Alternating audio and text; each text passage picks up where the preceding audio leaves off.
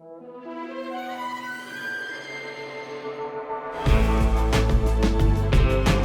just watched the trailer for 28 Years Later, the upcoming Danny Boyle and Alex Garland continuation of 28 Days Later, and it seemed like a genuinely bad trailer at first. Then after a few more watches, it really grew on me. Welcome to the Smoking Hot Nerds.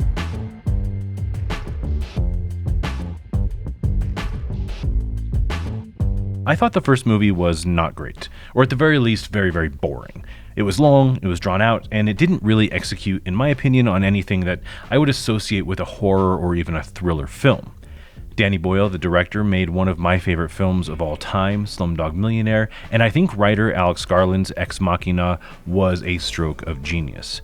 On the other hand, Civil War was terrible, and this trailer didn't immediately give me hope for an excellent film from those two, but we shall see. First of all, flashing back to the first day of the zombie apocalypse was nice and creepy, and Teletubbies were a great choice to enhance the creepiness. The use of Kipling's poem Boots was also a fantastically creepy choice.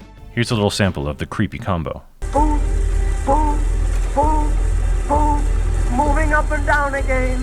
There's no discharge in the wall. This particular reading of the poem by Taylor Holmes in 1915 is actually used as a training technique by the Navy SEALs to assist in resisting torture should they be captured.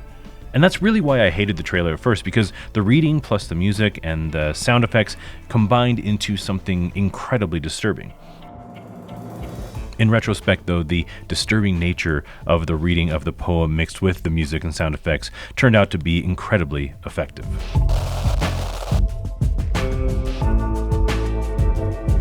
I think the best thing about the trailer actually is that it doesn't really tell you anything. It's all about the feeling and the state of the world since the first movie, and I really appreciate that. Trailers nowadays seem to want to show you absolutely everything to put butts in seats or get the maximum number of streams, and the spoiler is no longer really a spoiler. A movie can come out on Friday morning and you'll have clips on TikTok that afternoon, so it's not bothering to me that trailers show too much, but it's incredibly refreshing when a trailer just teases and creates a mood and intrigue. That's what I love about films like Slumdog Millionaire or Ex Machina. The worlds feel incredibly lived in, they feel realistic, and as an audience member you've been dropped into this setting and you're just along for the ride. Civil War had the same feeling. I thought that the world that was created was fantastic, and I wanted to know more about the world, but none of it was explained, the plot was terrible, and the ending, in my opinion, suggested a very dangerous message. But back to the trailer. The Cillian Murphy-esque zombie was absolutely creepy, which makes us wonder, is he going to be in the film as a zombie, or will he be in the film as his character 28 years later? Ralph Fiennes popping out of nowhere and the towers of skulls and bones suggest that perhaps there's a bit of a cult that's emerged during this post-apocalyptic time. And all of the sets, costumes, and makeup design seem to create a very well lived-in world that actually came off incredibly realistic.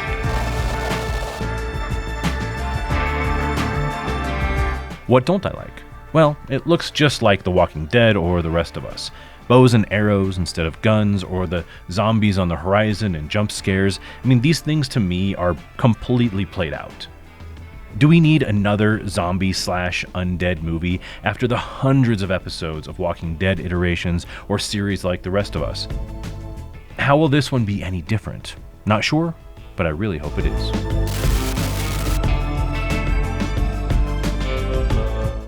Back in the early 2000s, one big talking point of the original film was the use of the Canon XL1 for certain shots, one of the earliest digital cameras used in feature films.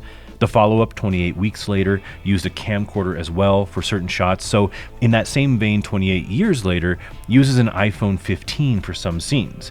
And while it was cool in 2012, it's really just become a gimmick at this point.